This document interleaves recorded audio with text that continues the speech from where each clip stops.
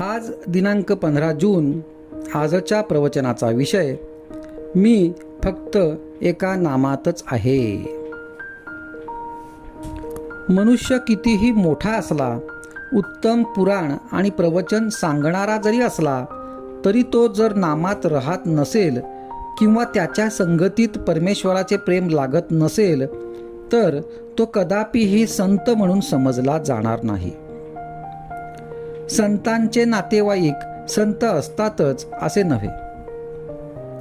आपण नोकरी केली तर आपला मुलगा नोकरी करीलच असे काही नाही. तसेच जो भगवंताचा आहे त्याचा मुलगा भगवंताचा असेलच असे नाही. संत जरी झाला तरी त्याने 4 माणसांसारखे वागावे. काहीतरी वागणे हे संतांचे वागणे नव्हे. अत्यंत निर्भयता हा संतांचा पहिला गुण होय. कारण सर्व ठिकाणी मीच आहे ही भावना झाल्यावर भयाचे कारणच उरत नाही. साधूच्या अंतःकरणामध्ये भयाचा संकल्प नसल्यामुळे वाघ, सिंह, साप त्याला त्रास देत नाहीत.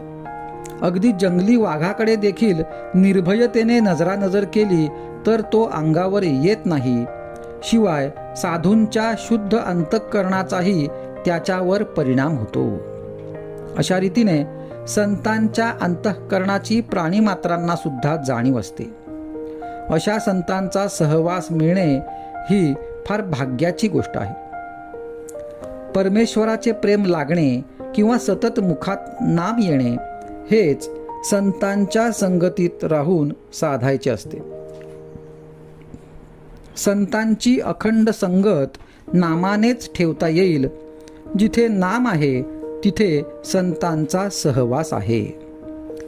तुकाराम महाराजांसारखे संत सुद्धा देवापाशी मागताना तुझा विसर न पडावा हेच मागतात.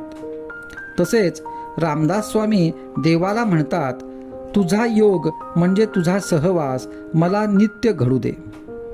योग असणे म्हणजे दुसरे काही नसून मन जेव्हा अनुसंधानापासून अलिप्त होऊन इतर विचारात भटकते तेव्हा त्याला आवरून परत अनुसंधानात लावणे हीच योगशक्ती. हुकूम कितीही कडक असे नाका, परंतु त्याच्या खाली जर सही नसेल तर त्या हुकुमाला महत्त्व नाही. साहेबाच्या सहीच्या कागदाला महत्त्व आहे. नाम हे सर्व साधनात सहीसारखे आहे. एका मुलाला अत्यंत राग येत असे. रागाच्या भरात तो आपले डोके आपटून घेई. त्याला मी सांगितले, रोज स्नान झाल्यावर आपल्या पोटावर गंधाने राम नाम लिहून ठेव आणि ज्या ज्या वेळी राग येईल त्या त्यावेळी त्या नामाकडे पहा. आणि त्या प्रयोगाने त्या मुलाचा राग आपोआप शांत झाला. खरोखर नामात किती प्रचंड शक्ती आहे, अनुभव घेऊनच पहा. मी आजपर्यंत सर्वांना नामच सांगत आलो आहे.